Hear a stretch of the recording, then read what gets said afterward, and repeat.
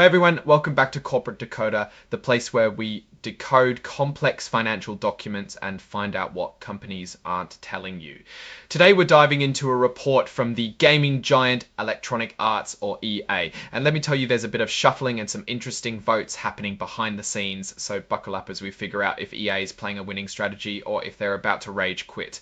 Before we jump in, if you love getting clear, concise insights from SE filings, make sure you're subscribed and join our growing community on Discord, linked in the description below. It's the perfect place to discuss these insights. E just held its annual shareholder meeting on August 14th, and it sounds like a lot of the big decisions have been made. We're going to look at who's leading the company and how shareholders are feeling about everything. This report is packed with details about director elections, executive compensation, and even the auditors. Let's get straight to the vote counts, because as Warren Buffett says, always pay attention to how the money flows and how decisions are made. First up, the election of directors. This is where shareholders vote on who gets to sit on the board and make the big calls going forward. Think of them as the captains of the ship guiding EA. It looks like all the directors up for re-election are staying on board. Most of them saw a huge number of for votes. For example, Kofi Bruce received over 209 million for votes, compared to a little over 2 million against votes. That's a pretty solid endorsement. Rachel A. Gonzalez also got a strong backing with over 25 million votes for. It seems the shareholders are happy with the current leadership team steering the EA ship. This usually means investors are comfortable with the company's direction and strategy. Next, we have an advisory vote on executive compensation. This is often called a say-on-pay vote. It's a way for shareholders to give feedback on how much the top executives are being paid. Now, EA had over 190 million for votes on this, which is strong, but there were also over 20 million for votes on if it compensation closely. It suggests that while performance might be generally accepted, some investors might feel the pay packages are a bit too generous or not directly tied enough to performance metrics they care about. This is a subtle signal that executive pay remains an area of scrutiny. For Shell, but there were also over 20 million against votes and over 500,000 abstentions. While a majority voted in favor, it's worth noting that a significant number of shareholders are watching the compensation closely. It suggests that while performance might be generally accepted, some investors might feel the pay packages are a bit too generous or not directly tied enough to performance metrics they care about. This is a subtle signal that executive pay remains an area of scrutiny for shareholders are watching. Then there's the ratification of the company's independent auditor KPMG LLP the upcoming fiscal year ending March 31st, 2026. This is pretty standard procedure but important for transparency. Shareholders overwhelmingly approved this with over 2,030 shareholders overwhelmingly approved this with over 23 million for votes and less than 20 million against.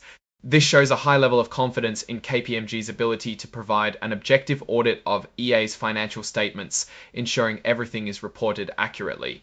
Now for something a bit more interesting, a change to the severance plan. On August 14th, the board approved an amendment to their change in control severance plan.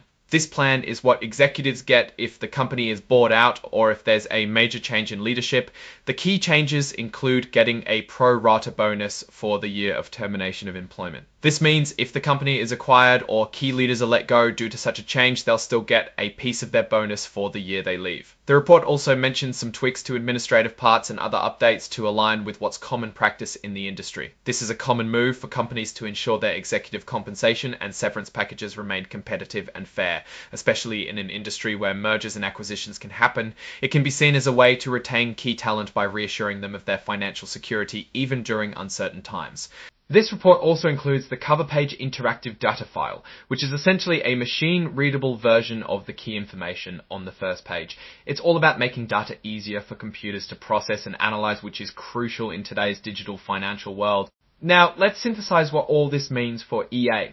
The shareholder meeting showed strong support for the current board members, which is a positive sign for stability.